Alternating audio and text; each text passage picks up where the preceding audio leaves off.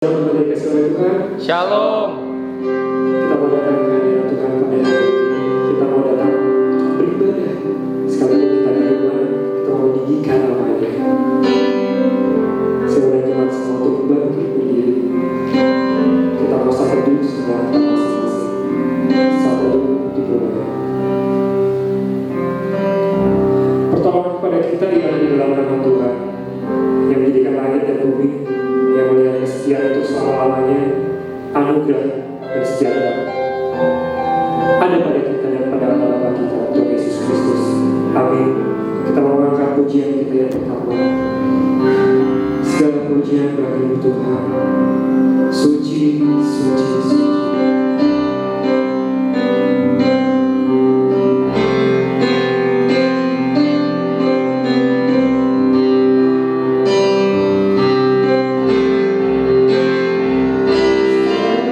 Puji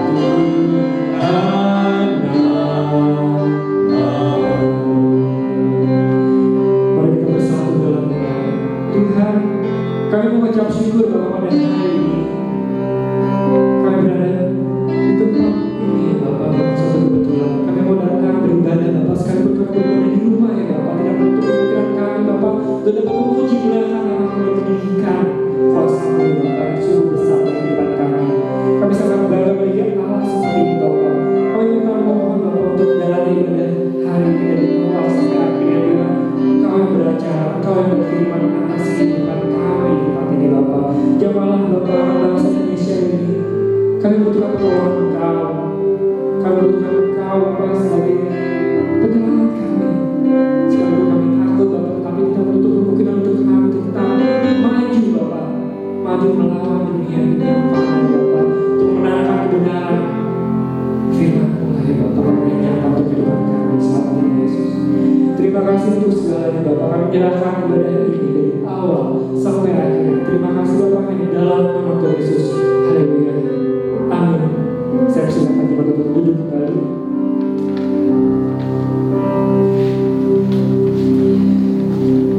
Kita akan mendengarkan sebagian firman Tuhan yang akan dibawa oleh Pendeta Yowayan. Terlebih lagi kita memohonkan pujian kita kembali lagi kepada Tuhan. Sangat indah keberhadapan dengan-Mu. Sungguh hadirat Tuhan yang kurasakan. Janganlah kami dan seisi rumah kami untuk dapat memuji kemuliaan. Kuduskanlah kami Bapa, berkatlah kami, berkati kami. Selamat indah keberhadapan.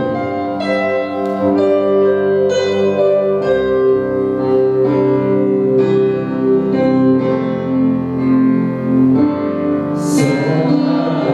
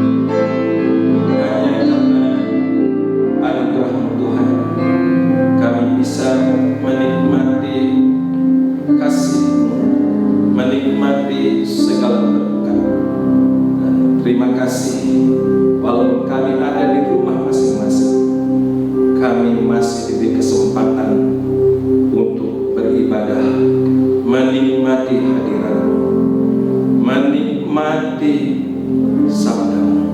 Biarlah ibadah pada hari ini membawa kami untuk hidup dalam damai dan sejahtera Tuhan. Dalam nama Yesus kami berdoa. Amin. Shalom. Shalom. Bapak Ibu, saudara sekalian, sidang jemaat yang dikasihi oleh Tuhan Yesus Kristus. Tetap kita bersyukur kepada Tuhan, walaupun di rumah, di keluarga kita masing-masing, kita tetap beribadah kepada Tuhan. Mari kita persiapkan dengan segenap hati, segenap jiwa kita, keberadaan kita untuk memuliakan, meninggikan, mengagungkan nama Tuhan. Amin. Hari ini kita merenungkan firman. Tema dari sinode gereja kita, Sidang Kristus. Adapun temanya adalah keinginan Allah adalah hidup dan damai sejahtera. Tema ini kita baca dari kitab Roma pasal 8 ayat yang ke-6 sampai dengan ayat yang ke-11. Pada ayat yang ke-6 dikatakan keinginan daging ialah mau, tetapi keinginan roh ialah hidup dan damai sejahtera. Dengan jelas dari firman Tuhan ini kita mendengar bahwa keinginan Allah, kerinduan Allah, kemauan Allah, bahkan kehendak Allah ialah hidup, bukan mati, bukan kematian, tetapi hidup dan damai sejahtera. Saudara sekalian, Bapak Ibu yang dikasihi oleh Tuhan Yesus Kristus, berbicara tentang hidup, ada dimensi kesementaraan dan dimensi kekekalan. Hidup dalam dimensi kesementaraan yaitulah sekarang ini kita hidup di bumi ini. Ada banyak referensi Alkitab mengatakan bahwa hidup kita di bumi nggak selama-lamanya, tidak kekal. Yakobus pasal 4 ayat yang ke-14. Hidupmu itu seperti uang, sebentar kelihatan lalu lenyap. 1 Petrus pasal 1 ayat yang ke-24. Segala yang hidup seperti rumput. Rumput menjadi kering dan bunga menjadi gugur. Di dalam kitab Mazmur 90 ayat yang ke-10, masa hidup kami 70 tahun. Kalau kami kuat 80 tahun. Kelebihannya adalah penderitaan dan berlalunya buru-buru. Nah, ini semua menegaskan bahwa kita di dunia itu sementara, kekal. Langit dan bumi dan segala isinya akan lenyap, tapi firman Allah kekal selama-lamanya. Nah, karena itu saudara, hidup yang dimaksud dalam firman Tuhan pada hari ini, keinginan Allah adalah hidup, yaitu hidup yang bukan sementara saja, tapi hidup yang kekal. Hidup yang kekal itu hanya kita dapat di dalam Yesus Kristus. Berbicara tentang hidup kekal itu di surga, hidup sementara di bumi, mati kekal di neraka.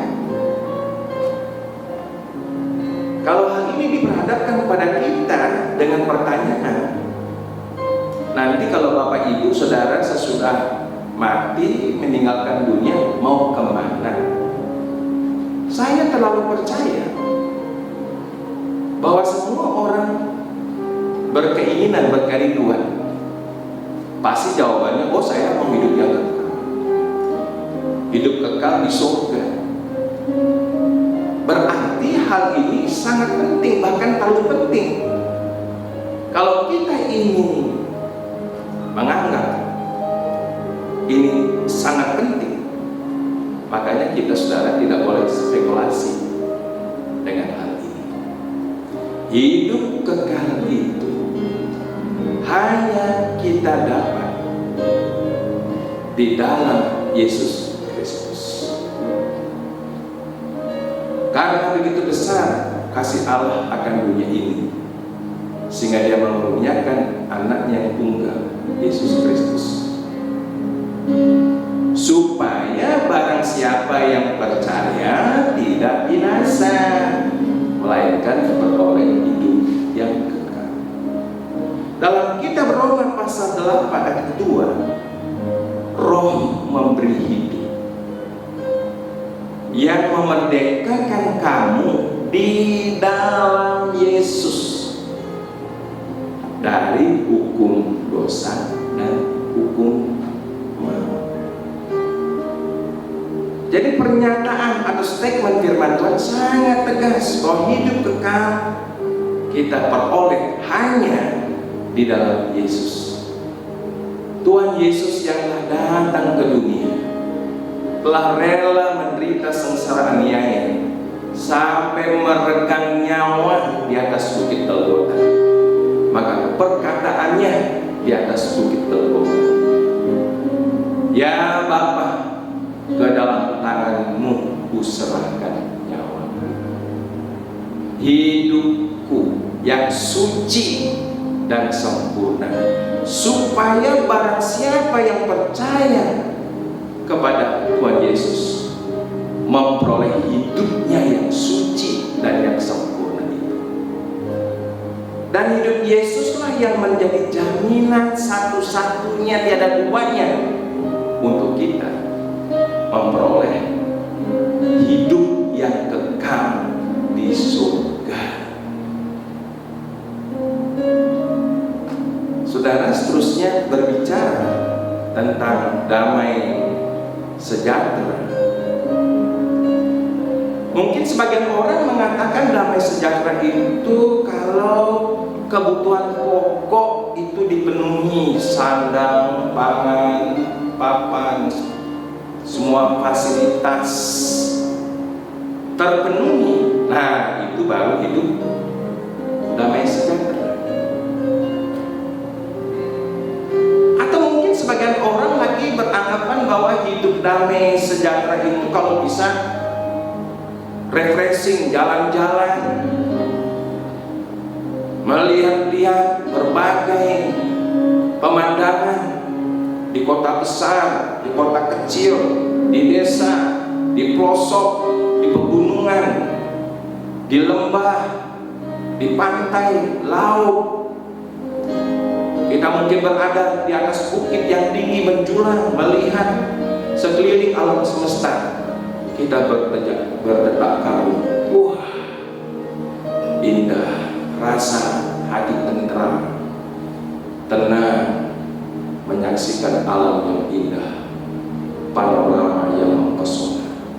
Kita katakan damai, tenang jiwa. Tapi ada sebagian lagi yang beranggapan bahwa damai sejahtera kalau banyak punya teman. punya sahabat. Kalau banyak punya teman, punya sahabat, enggak sendiri, oh kita ini tidak lonely, tidak kesepian. Kita bisa selalu bersilaturahmi, kita bisa berkomunikasi. Nah itu harapan orang. Kalau banyak teman selalu ramai, damai, sejahtera. Saudara-saudara, apakah hal ini salah? Tidak. Secara fakta memang itu kenyataan di bumi, di dunia ini. Kalau punya harta benda yang limpah dengan segala fasilitas yang kita sudah memiliki, banyak barang, hidup kita established, kita damai. Nggak salah juga kalau bisa jalan-jalan ke berbagai tempat, menikmati semua alam semesta, ada damai, ada tenang. Nggak salah. Tetapi saya katakan ini dengan firman Tuhan, ini sifatnya sementara dan relatif. Kenapa sementara?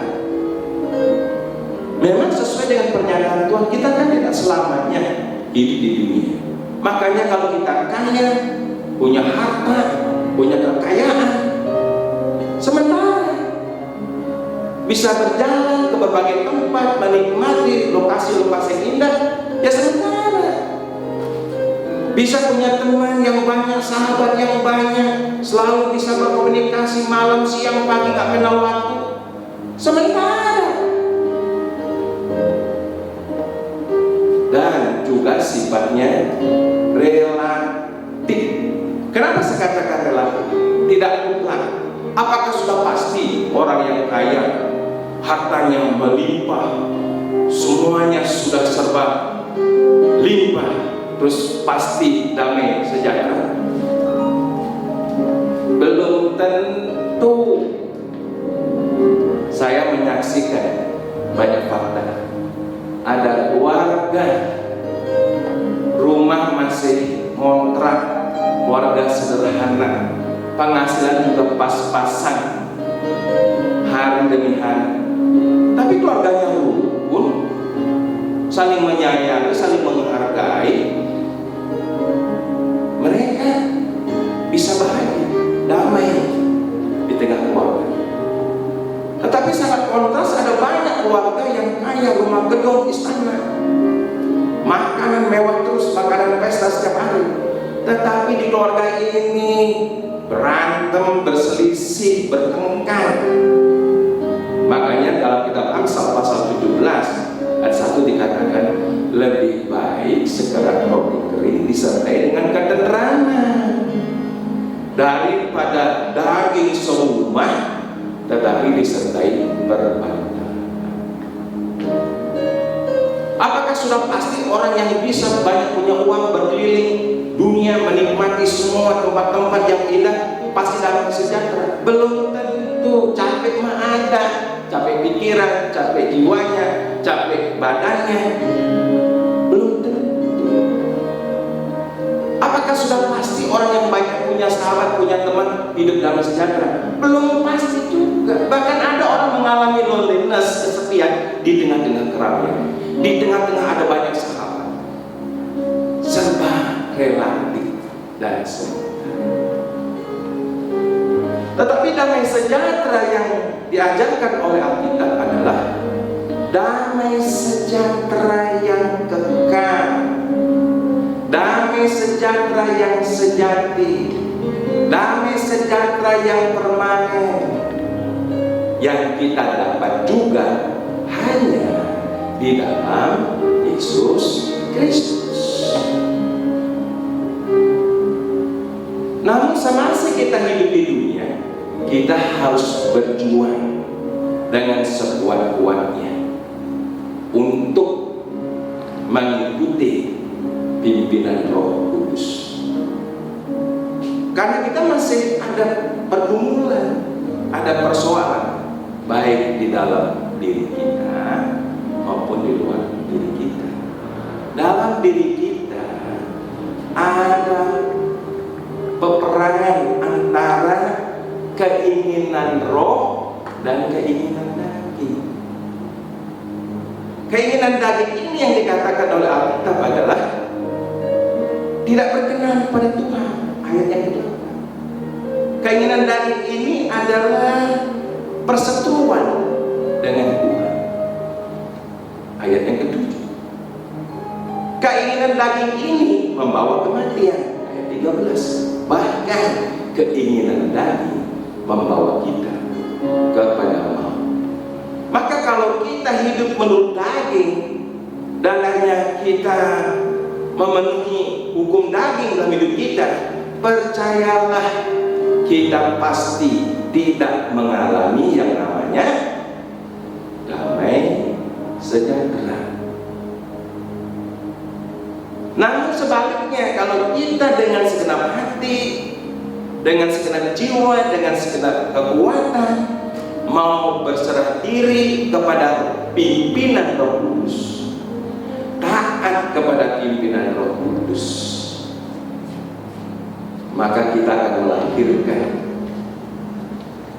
hidup yang berkenan kepada Allah, hidup yang memuliakan Allah, hidup yang menyenangkan hati Tuhan. Dan keinginan daging ini akan membawa kita kepada hidup yang kekal. Nah, saudara-saudara sekalian, damai sejahtera ini berbicara tentang kemenangan kita atas keinginan daging oleh pertolongan Roh Kudus. Waktu kita percaya Tuhan Yesus, ada kuasa ilahi di dalam kita, ada kodrat ilahi dalam kita. Makanya dalam kitab 2 Petrus pasal 1 ayat yang ke-5 sampai dengan yang ke-8 dikatakan bahwa justru kamu harus bersungguh-sungguh menambahkan kepada imanmu kebajikan, kepada kebajikan pengetahuan, kepada pengetahuan penguasaan diri, kepada penguasaan diri yaitu ketekunan, kepada ketekunan kesalehan, kepada kesalehan kasih kepada saudara-saudara, kasih kepada saudara-saudara, kasih kepada semua orang. Kalau kamu memiliki kekayaan rohani ini, kamu akan dibuatnya berhasil mengenal Yesus. Artinya saudara, dalam diri kita ini ada kuasa ilahi, ada benih ilahi, hal-hal rohani, dan ini terus berproses dalam pimpinan Roh Kudus. Ada proses progresi dalam Roh Kudus untuk dia bertumbuh dan juga berkembang menjadi pribadi yang kuat dan yang dewasa. Atas semua aset rohani inilah itu menjadi sebuah jaminan kemenangan kita terhadap seluruh keinginan tadi. Maka saya katakan tadi sekali, damai sejahtera yang dimaksud oleh Alkitab pengajaran hari ini bukan damai sejahtera karena kekayaan, bukan damai sejahtera karena kita bisa jalan-jalan, bukan damai sejahtera karena kita banyak teman, bukan damai sejahtera karena kita memiliki sebuah prestasi akademis yang luar biasa, bukan. Tapi damai sejahtera yaitu adalah kemenangan atas seluruh keinginan daging oleh kuasa Roh Kudus. Makanya hidup yang kekal kita hanya dapat di dalam Yesus. Damai sejahtera yang kekal kita juga hanya dapat di dalam Yesus. Damai dari Allah, damai sejahtera dari Kristus, damai sejahtera ku tinggalkan bagimu, damai sejahtera ku berikan kepada. Apa yang ku beri kepada tidak diberikan Yesus mengatakan, aku datang supaya mereka hidup dan mempunyainya dalam segala kelimpahan. Mempunyai hidup apa? Hidup kekal. Mempunyai kelimpahan apa? Yaitu damai sejahtera rohani. Kalau kita betul-betul memiliki damai sejahtera Kristus yang melampaui segala akal itu, kita akan dimampukan untuk bisa mengucap syukur dalam segala keadaan.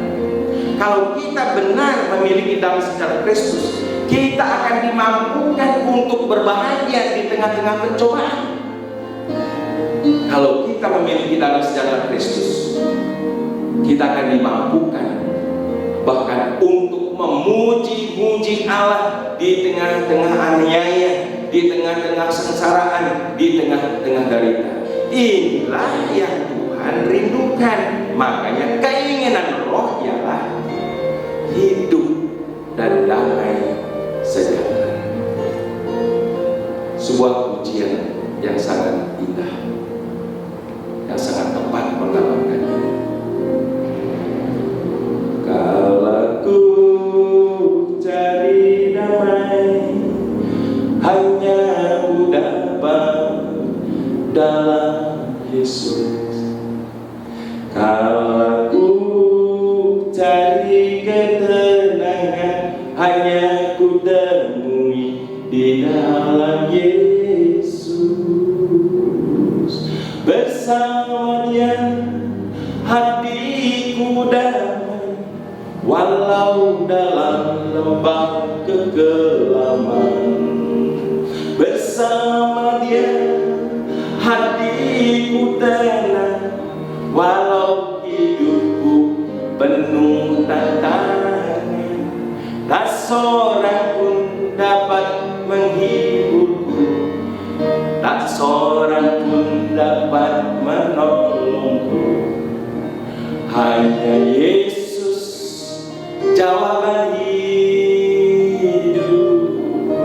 Jelas, hidup kekal dan damai sejahtera hanya kita dapat di dalam Yesus. Mari kita berdoa. Bapa di surga, dalam nama Yesus, terima kasih karena Tuhan hari ini menyingkapkan satu rahasia, bahwa keinginan Tuhan adalah hidup dan damai sejahtera. Hidup dan damai sejahtera ini yang memampukan kami untuk tetap bersyukur dalam segala keadaan. Hidup dan damai sejahtera ini yang memampukan kami untuk bisa berbahagia walaupun di tengah-tengah cobaan. Hidup dan damai sejahtera ini yang menyanggupkan kami untuk tetap bisa memuji Engkau di tengah-tengah derita, aniaya, sengsara. Terima kasih Tuhan Yesus, biar firman ini tercatat di hati kami. Dalam nama Yesus kami berdoa. Amin. Tiba saatnya kita akan mengakhiri ibadah kita pada hari ini. Terlebih kita akan memberikan apa yang terbaik buat Tuhan, untuk mendukung pekerjaan Tuhan. Kita memberikan apa yang terbaik dari persembahan kita. Persembahan dapat dikumpulkan hari ini di rumah masing-masing, diberikan minggu depan, lalu diserahkan kepada majelis gereja Sidang Kristus. Kita mau angkat satu pujian untuk mengakhiri ibadah ini. Bukan bakti.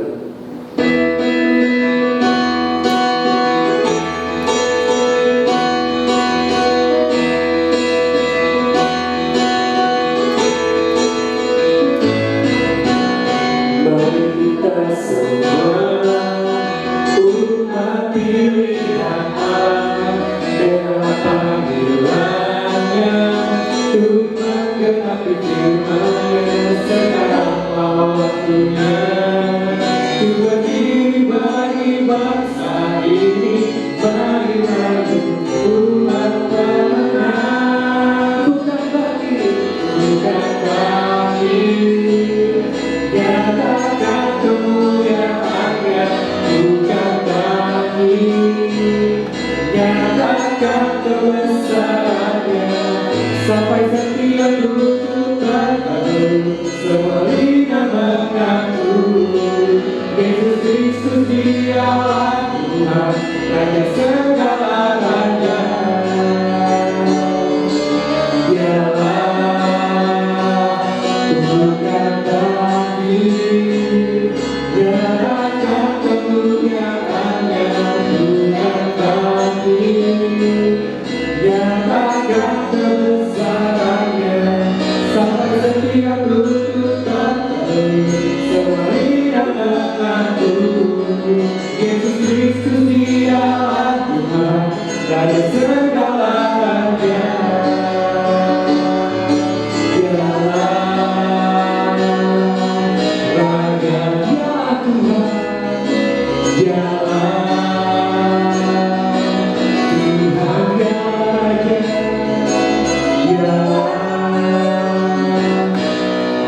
saja kita mengakhiri ibadah pada hari ini.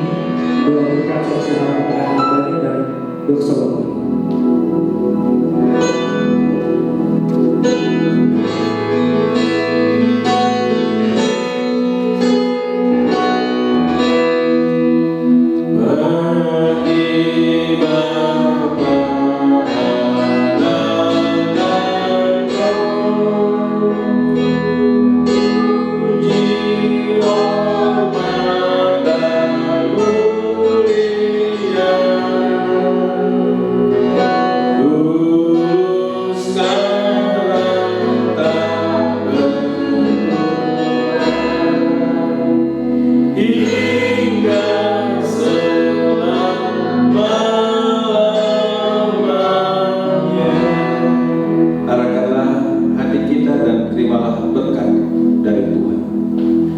Kiranya damai sejahtera dari Allah Bapa yang limpah sempurna, kasih karunia penebusan, pengampunan dosa, keselamatan hidup yang kekal dalam Kristus Yesus Anak yang tunggal, serta janji penyertaan, kekuatan, penghiburan oleh Roh Kudus menyertai saudara sekalian sekarang ini sampai selama-lamanya.